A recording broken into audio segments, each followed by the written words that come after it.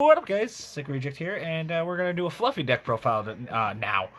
It's Invoked shaddolls, and I hate it for the simple fact that it's meta, meta. Well, But it's technically it's not considered meta, but that's just because it's not being represented. And you actually see Invoked shadolls mixed in with Dogmatica, and that's supposed to be competitive. But you know what? yeah, Don't have the money for the Dogmatica cards, and you know what? I think Shaddoll Invoke is just fine.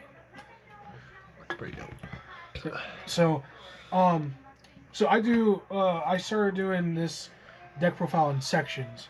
So I'm going to show you the different engines as I go. So first engine is of course the most important of the engines. Um, the Invoked engine, which I play 3 Alistair the Invoker. Is this centered? Yeah, it's centered. Okay. Just want to make sure. Um, Pretty much all he does on normal summon or when he flips face up, you can add incantation to your hand. So, then I run 2 incantations. Some builds I've seen run 3, but I was able to I had to buy one and I traded for the other. I'm not gonna pay $20 for a third because it's It not got really. it got reprinted. I think Yeah, it's and that's the cheapest, $20. Ooch. But you can recycle it, so you only need 2 anyways. And then the field spell magical meltdown I run 3 because it's pretty much makes it to where it's not exactly like Super Poly, but the fact that it has the protection of Super Poly has. Super Folly. But Guys, new card leak for the next set. Super Folly does absolutely nothing. Just makes all the cards fall off the table. I that's not what I was saying. I almost said something else, but let's keep going. And the last card I count as the Invoked engine is 1 Terraforming, and that's just because it's technically the 4th copy of Magical Meltdown. So that's the Invoke main deck cards.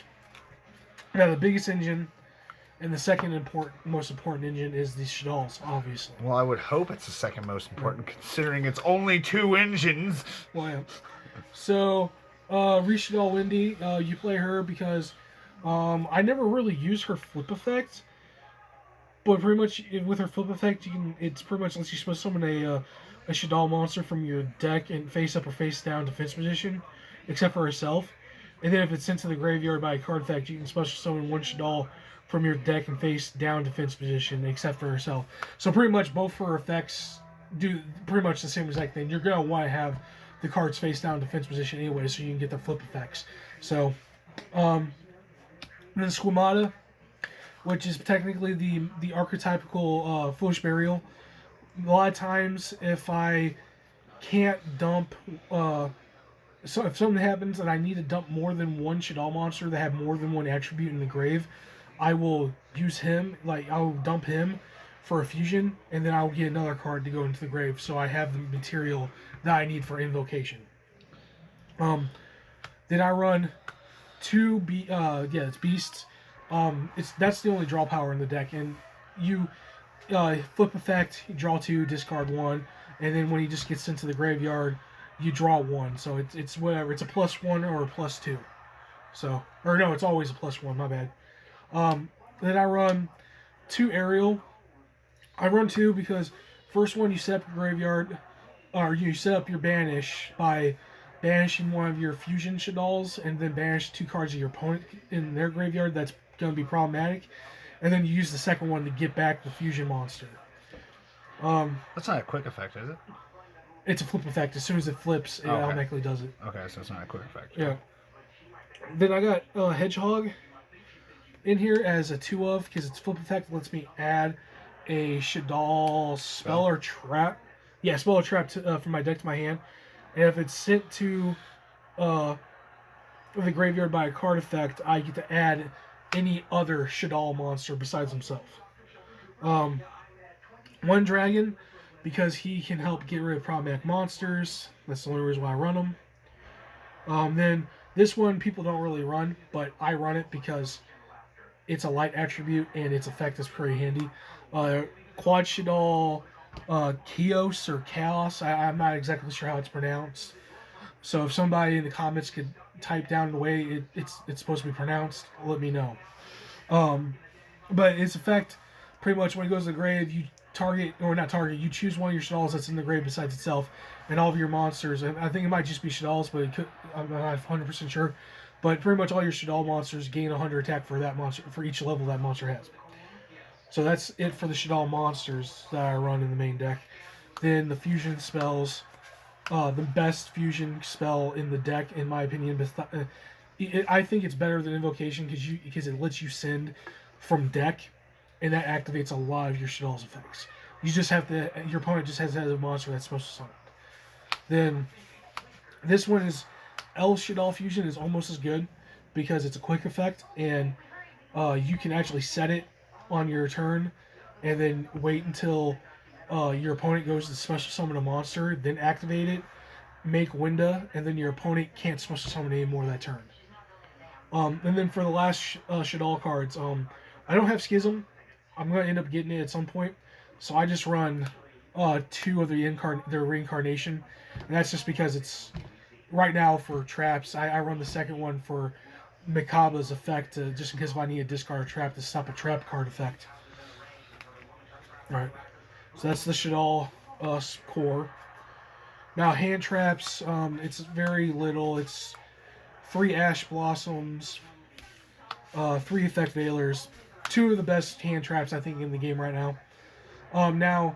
The next 2 cards, you could take them out for 2 Nibiru, because Nibiru helps out a lot, which I run, the Perform Mage engine, which is self-explanatory. But you can easily take these out and add 2 more light hand traps like Nibiru, or maybe take both of them out in 1 Ash and 1 Effect Veiler for the Gamma package. So, or side frame package, I should say.